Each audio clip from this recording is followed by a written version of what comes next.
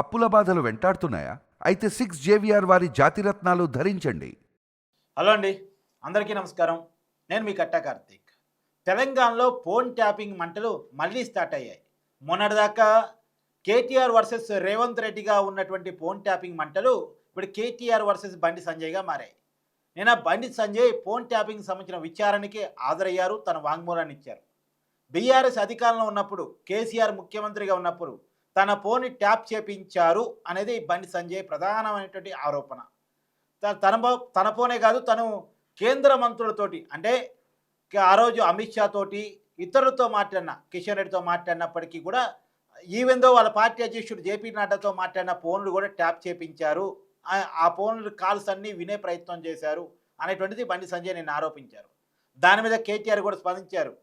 48 గంటల్లో బండి సంజయ్ చేసిన ఆరోపణలు నిరూపించాలి, లేకపోతే తెలంగాణ సమాజానికి క్షమాపణ చెప్పాలని కేటీఆర్ సవాల్ విసిరారు. ఈ సవాళ్ళ పర్వం ప్రస్తుతం నడుస్తూ ఉంది. కానీ బండి సంజయ్ చేసిన ఆరోపణలు మామూలు కావు.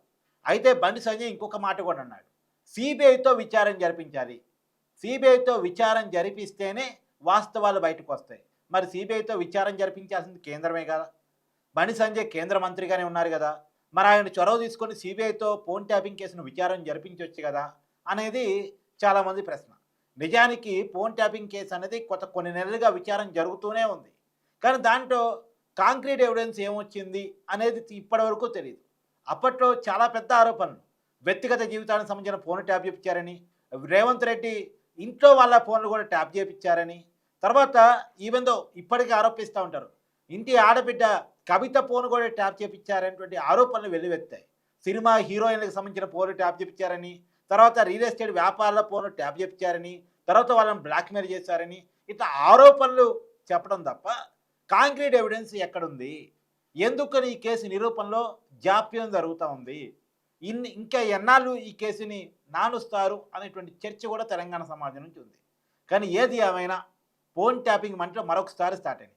కానీ నిజానికి ఫోన్ ట్యాపింగ్ చేయటం అంటే అది దేశద్రోహానికి పాల్పడటమే. వ్యక్తులు ఒక రకంగా ఆ రోజు కేసీఆర్ అధికారంలో ఉన్నప్పుడు రేవంత్ రెడ్డి ఒక ఎంపీగా ఉన్నారు, బండి సంజయ్ ఎంపీగా ఉన్నారు, కిషన్ రెడ్డి ఎంపీగా ఉన్నారు, కేంద్ర మంత్రిగా కూడా కిషన్ రెడ్డి ఉన్నారు. వీళ్ళ ఫోన్లు ట్యాప్ చేయించడం అంటే పార్లమెంటు సభ్యుల హక్కులను ఉల్లంఘించడమే. వీళ్ళు పార్లమెంటు సభ్యులు, దేశంలోనే అత్యున్నత బాడీ పార్లమెంటు. ఆ పార్లమెంటు సభ్యుల ఫోన్లు ట్యాప్ అయ్యాయంటే ఇక అంతకంటే తప్పు ఇంకోటి ఉండదు.